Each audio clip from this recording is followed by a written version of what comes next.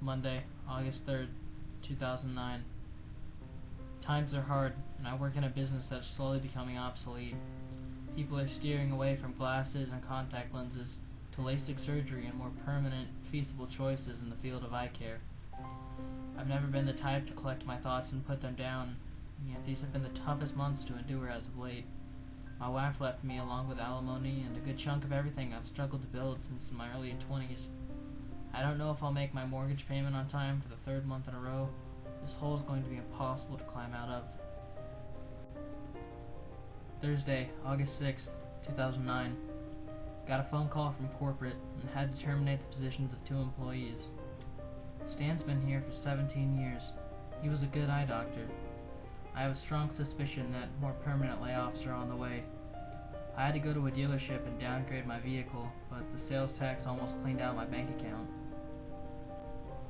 Saturday, August 8th, 2009. I called New Vision and told them my office was on board. I should have talked to our regional division manager before cutting the deal, but he treats me like garbage and routinely tells me that my office is in the last place in every category but customer service. He says customer service doesn't make money if you sacrifice profits. He's not a doctor. These lenses feel more natural, and it seems like material adapts to light better than any other brand I've seen in my 20 plus years as an optometrist.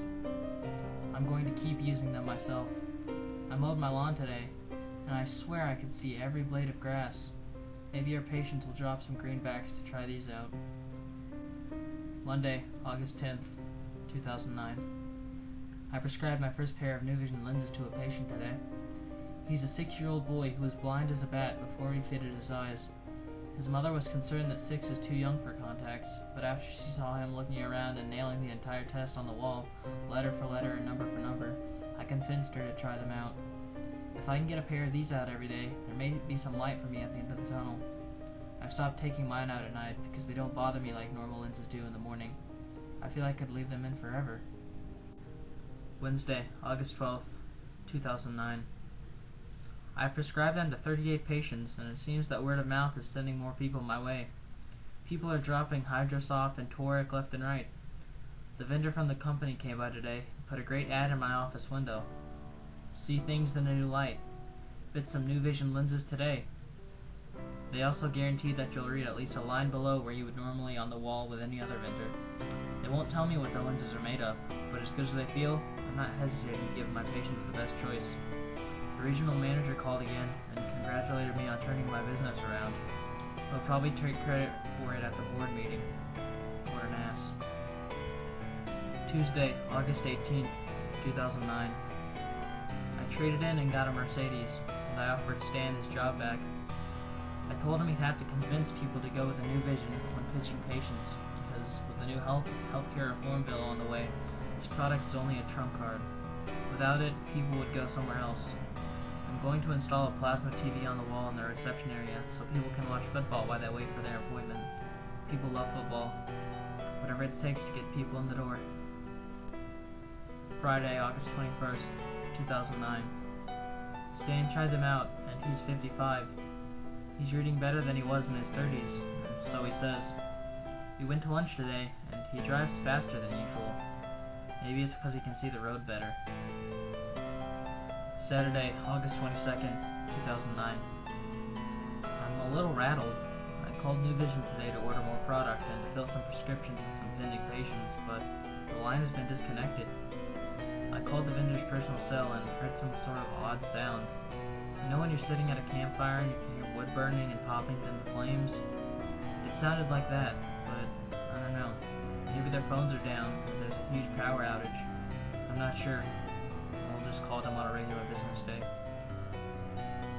Sunday, August 23rd, 2009. I feel strange. I tried to go to Mass with my mother today.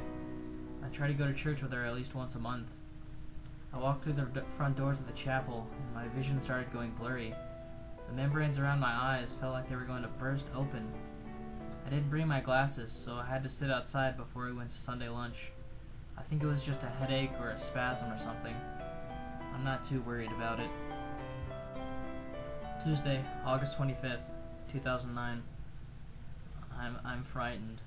Something wrong happened today. I fitted a 13-year-old girl for context, and while I was looking into her dilated pupil, something appeared in the apparatus lens that hangs from the ceiling when I looked through it.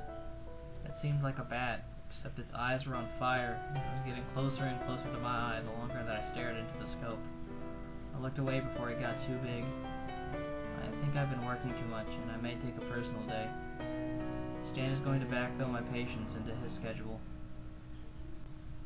Wednesday, August 26th, 2009. I almost died today. I wish I would have. I went to the old house in New Haven that now belongs to my wife, thanks to the courts. On the way, I stopped at a McDonald's, and the girl in the drive-thru window looked like she was going to kill me. Her eyes caught on fire, and her teeth elongated, and her voice sounded like one of those mechanical larynx boxes that they give to people who smoke their throats into oblivion. My Big Mac was shaking in my hands, and I spilled that special sauce like Thousand Island crap on my khakis. I looked down to wipe it away, and when I looked up at the road, the bat was on my windshield. It shattered and tried to claw my eyes out, and my eyebrows are gone. I singed them right off before I could sped up and threw it out the window. My wife asked me if I was doing drugs when I showed up at the door with no eyebrows. All I wanted was my pair of shiny black shoes from the closet. I should never have to go back again. I saw her eyeing my car and my smashed windshield. I don't even care anymore. Wednesday, August 26th, 2009. It's almost midnight, and I tried to take my lenses out. They're not there anymore. I reached in to pull them off my cornea with my finger, and I poked myself straight in the eyeball.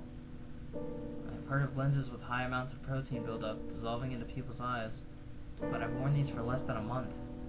How can I still see if they're not in my eyes? For the first time in my life, I'm scared of something more than my ex-wife. Thursday, August 27th, 2009. I checked the ledger today, and business is out of the red and in the black. We're officially making a profit on every patient now, but I'm having trouble focusing. I can see fine, but every now and then my vision goes blurry, and I see the winged thing coming at me from off in the distance. I tried going into the broom closet and just keeping my eyes open in the dark. I still saw the bat in the distance, flying at me head on. It's trying to get in my eyes. I'm an optometrist. I need my eyes. Friday, August 28th, 2009. Stan is dead, and so is the 6-year-old boy. No one else has made the connection that the only thing they have in common is my office and new vision. They found Stan about a mile from work. His car caddy-cornered with the shoulder of the road. His hair was burned off, and he didn't have any eyebrows either. His eyes weren't missing. They were burned and melted into the eye sockets. I never got to ask him if he tried to take the lenses out. I have to call everyone and tell them to return their prescriptions and stick to Hydrosoft. I tried to call the vendor guy from New Vision. The line was popping and snapping again. The bat started to come at me, so I hung up. Monday, August 29th, 2009. 14 more patients are dead. I'd say that I would be looking at a lawsuit for my prescription records, but they haven't found any traces of any company named New Vision or a brand of liquids by that name. The same thing happened to their eyes as mine. I have closed my office. Dr. Mendez and Associates will be closed until further notice due to illness. Until I can find out what's happening. We're about to be in the red again, but something tells me that I won't be around much longer to worry about the fruition of my business and craft. I was going to retire in the next 5 years anyway. Tuesday, August 30th, 2009.